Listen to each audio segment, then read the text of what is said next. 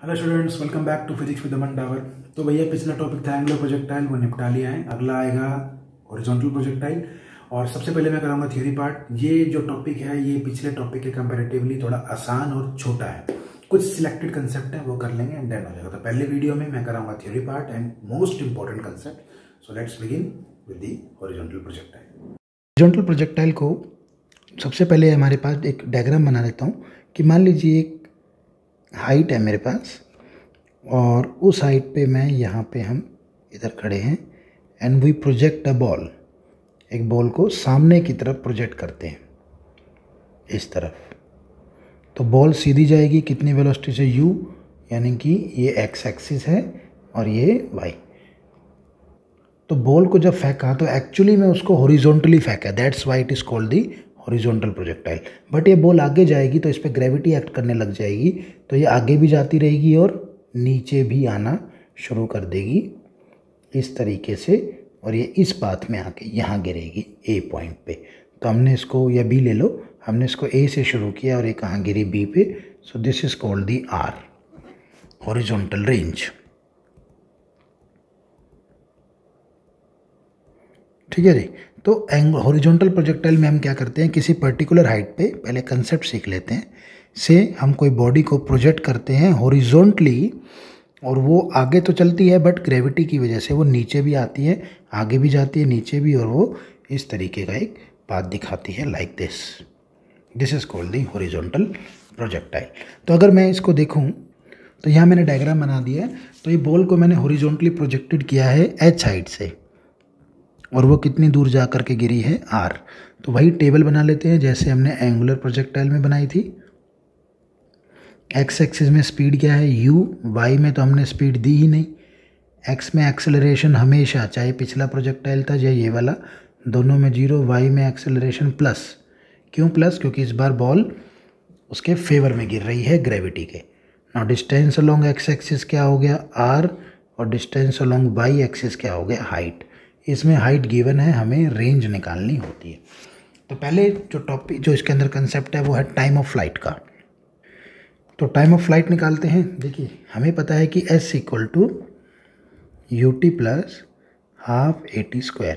हम इस इक्वेशन को y कोऑर्डिनेट पे डाल देते हैं, क्योंकि y कोऑर्डिनेट में जो डिस्टेंस है, हाइट, वो दे रखी है, गिवन है। y में स्पीड भी नहीं है, एक और एडवांटेज मिल गई, एक पैरामीटर कम हो गया। हाफ ay कितनी है, g, और टाइम कितना लगा, a से लेके b तक आने में t टाइम लगा। टाइम ऑफ फ्लाइट का सिंबल है जो capital T। So it will be capital T is equal to 2h/g। तो t आ गया √2h/g। This is a time of flight, time taken by ball to come down to to decrease the height edge, and time taken by ball to gain the range। मैंने बताई थी कि जो time x axis में लगता है वही time y axis में लगता है एंगुलर प्रोजेक्टाइल में।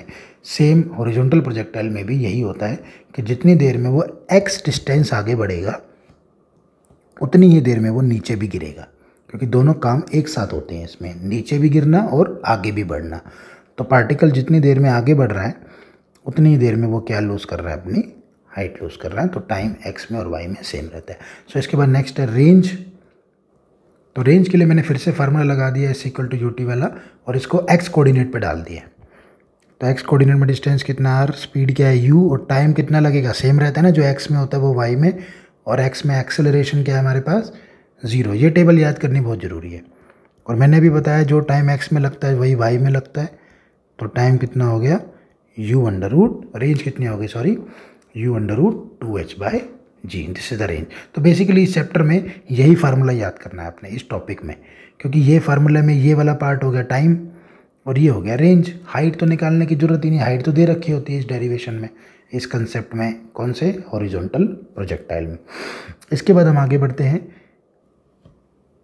होप थ्योरी पार्ट कर लिया होगा, टाइम पीरियड, रेंज, ये सब निकाल लिए हैं। अगला जो हमारा पॉइंट है वो है कुछ इसमें इंपॉर्टेंट कंसेप्चुअल पार्ट और कुछ इसमें लॉजिकल पार्ट, वो कराते हैं एंड देन उसके बाद इसको ओवर करते हैं।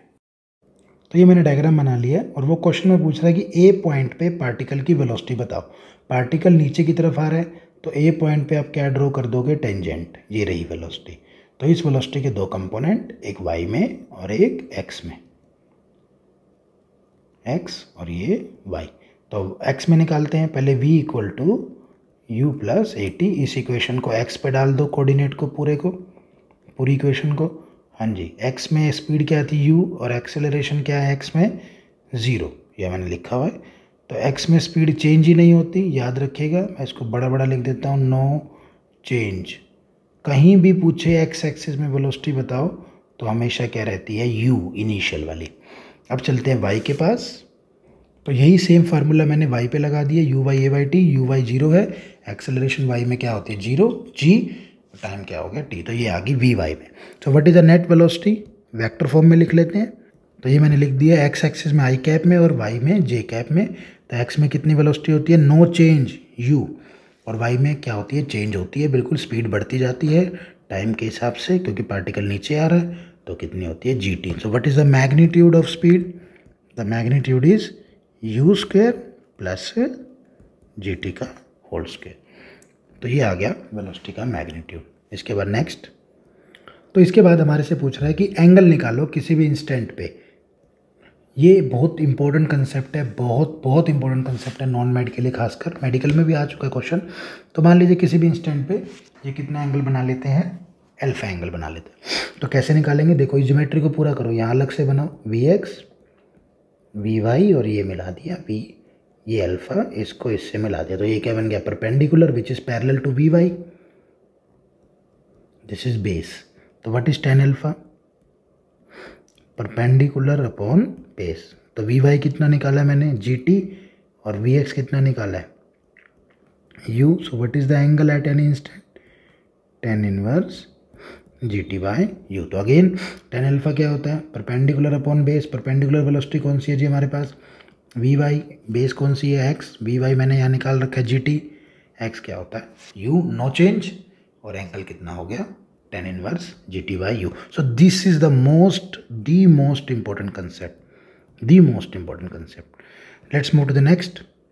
सो नेक्स्ट है हमारे पास इक्वेशन ऑफ ट्रेजेक्ट्री। तो यहाँ इजीनेस के लिए मैंने पहले बना दिया कि हमने पार्टिकल को किसी भी इंस्टेंट पे पकड़ लिया, एट एनी इंस्टेंट। उस इंस्टेंट पे ये y में कितना नीचे आया होगा, y कोऑर्डिनेट में y, और आगे कितना बड़ा होगा, x। तो मैंने ये इक्वेशन लगा दी, क्योंकि ट्रेजेक्ट्री का जो मैं मतलब बताता हूँ शॉर्ट फॉर्म, इसका मतलब होता है relation between x and y। ये याद रखिए आप, relation between x and y। तो हमने किसी भी x पे पकड़ लिया और किसी भी y पे पकड़ लिया पार्टिकल को, ठीक है, ये रहा पार्टिकल। तो ये इक्वेशन x पे लगा दी, पर x में डिस्टेंस कितना है, x में स्पीड क्या है, u, x में टाइम कितना लगा t, और x में एक्सेलरेशन क्या होती है, 0।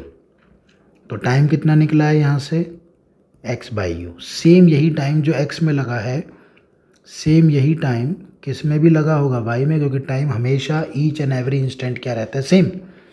सो let's go to find the y coordinate. तो ये मैंने इक्वेशन लिख दिया y कोऑर्डिनेट पे।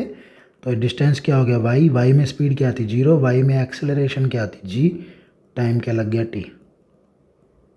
तो टाइम तो सेम रहेगा जो x में लगा है, कितना आ गया। So what is the y directly proportional to x square. तो एक कौन से पाथ में जाएगा, पैराबोलिक पाथ में जाएगा। सो this is the equation of trajectory, the most important, चाहे वो एंगुलर प्रोजेक्टाइल हो चाहे वो हॉरिजॉन्टल हो, दोनों में ये बहुत इंपॉर्टेंट है। सो एक क्वेश्चन है हमारे पास जो इंपॉर्टेंट है, कई बार कंपटीशन में स्कूल में आ चुका है, कि पार्टिकल की स्पीड निकालो जब ये ग्राउंड पे स्ट्राइक करेगा, अगर ये h हाइट से नीचे गिरा है और कितने स्पीड से लॉन्च किया गया है, हॉरिजॉन्टली u से। तो जब ये गिरेगा इस जगह पे P पॉइंट पे या B पॉइंट पे जहाँ भी, तो इसकी वेलोसिटी कहाँ होगी, ऐसे टेंजेंट बना दिए। तो वेलोसिटी के दो कंपोनेंट होंगे, एक y और एक x। तो मैं x कंपोनेंट निकालने जाऊंगा तो क्या रहेगा, u, बताया अभी कि वो चेंज ही नहीं होता। और मैं y निकालूंगा तो y वेलोसिटी किसी भी इंस्टेंट पे क्या होती है, gt, ये रहा। तो इंस्टेंट कौन सा है, b इंस्टेंट क्या है, at b time of flight complete हो गई, टाइम ऑफ फ्लाइट कंप्लीटेड। तो कितना टाइम लगा, ओ से लेके बी तक का कितना टाइम पुट करूंगा, टाइम ऑफ फ्लाइट। तो वाई वेलोसिटी कैसे निकालेंगे, जी इंटू टाइम। कौन सा टाइम भाई? वो बी पे गिरा आके, बी पे गिरा तो कितना टाइम लगा उसको बी पे आने में? Time of flight. So what is the time of flight? आपको फार्मूला याद होना चाहिए, अभी बताया है पीछे, क्या होता है? √2h/g। तो what is the y velocity? √2h, एक रूट से रूट कट जाएगा ना इससे, तो ये हो जाएगा √2gh। This is the y velocity when the particle strikes the ground in horizontal projectile. So what is the net velocity? What is the net velocity? तो नेट वेलोसिटी क्या होगी? x में और y में, यही होता है ना।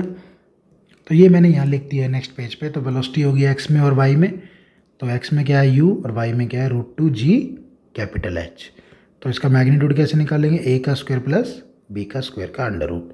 तो ये आ गया u स्क्वायर प्लस 2gh। तो वेलोसिटी आ गई हमारे पास u square plus 2gh when it will strike the ground, not at any instant, when it will strike the ground.